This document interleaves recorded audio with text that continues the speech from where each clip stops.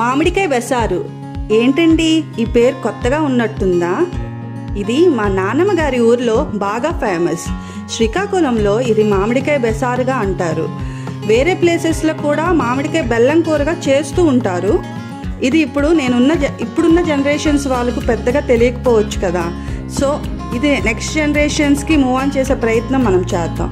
ఇప్పుడు అది ఎలా తయారు చేసుకోవాలో చూద్దాం. ఇప్పుడు నేను దీనికి 2 మామిడికాయలు తీసుకున్నానండి.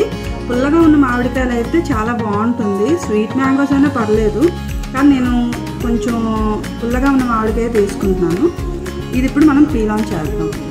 పీల్ చేస్తుంటే మంచి స్మెల్ వస్తుందండి.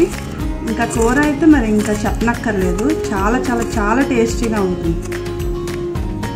ఇప్పుడు ఇక మనం చిన్న చిన్న పీసెస్గా కట్ చేసుకున్నాము. ఈ సైజ్ సరిపోతుంది కూరకి. పాన్లో 1 స్పూన్ ఆయిల్ వేసుకుందాం. వేసుకున్నాక ఇందులో కొంచెం పోపు దినుసులు వేసుకుందాం. ఇది వేగింది కదా, ఇందులో కొంచెం చాప్ చేసుకున్న ఆనియన్స్ వేసుకుందాం. ఒకసారి ఇలా ఫ్రై చేసుకొని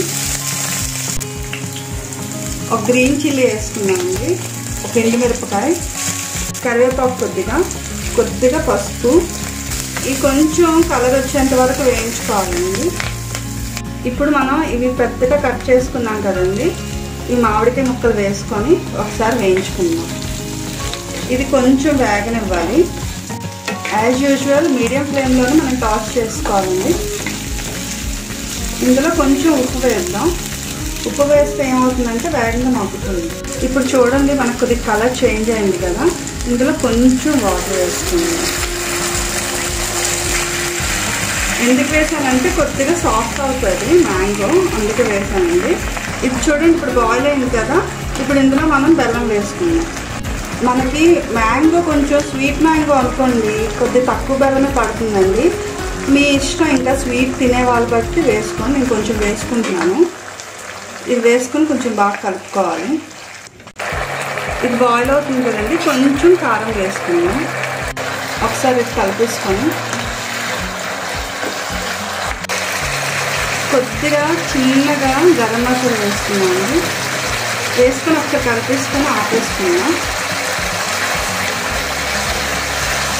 చూసారా, ఇలా సెపరేట్ అయిపోతుంది కదా, కూర రెడీ అయిపోయింది.